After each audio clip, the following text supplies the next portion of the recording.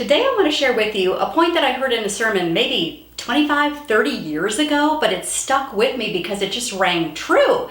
And the pastor had said that we all have a signature sin or signature temptation. And what he meant by that, and what I mean by that, is we have that particular sin or temptation that has our name written all over it. You know what I mean? The thing that always trips you up, and the devil knows that it trips you up, so he keeps on waving that temptation in front of you, probably sticking a little lie in there too, so that you'll bite on that temptation and go through with it, and then go, how did I end up here again? It could be the tendency to gossip, or to overeat, or overshop, or whatever that thing is. Well, this is what I've discovered about defeating, overcoming that signature temptation. Well, first of all, it's realizing that 1 Corinthians 10:13 is true. Let me read it to you. God is faithful. He will not let you tempted beyond what you can bear, but when you are tempted, he will also provide a way out so that you can stand up under it. And here's what I've learned about this. Often for me, the way out of the temptation, the way that God is showing me a path of escape, is for me to pause and ask, what lie is the devil whispering in my ear related to this temptation to sin? For instance, for me, I've often been plagued, my entire life even, by the temptation to overeat.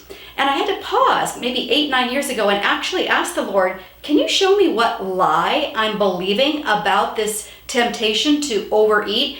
And immediately it was clear to me the lie that the devil whispered into my ear for so many decades successfully was, this'll make you feel better.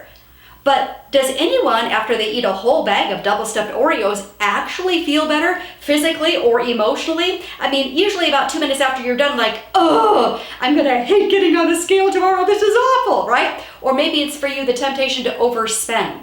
If you pause and ask the Lord, what is the lie the devil's been whispering into my ear about this? You will often immediately know that this is a lie, that this is going to make you feel so much better as you overspend your budget and get into, humongous debt. It's not going to make you feel better when you get that credit card statement, emailed to you and you're like, oh my gosh, how are we ever going to pay off this bill? And then you're stressed and anxious. See how that was a big, fat, stinking lie? Or the tendency to gossip. Maybe that's your signature temptation. And it's like, oh, this will be kind of fun and juicy and people will be riveted to my every word because I tell such fabulous stories about other people.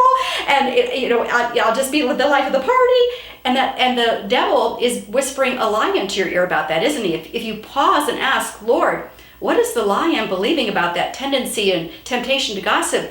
Immediately you know that this is not going to make you the most popular person, because people will actually detect that you are a gossip and they will not even want to be around you anymore. It will ruin your relationships. See, all of this, all these temptations are built on stinky lies. So the way out of that temptation is to pause and say, Lord, what is the lie I've been believing?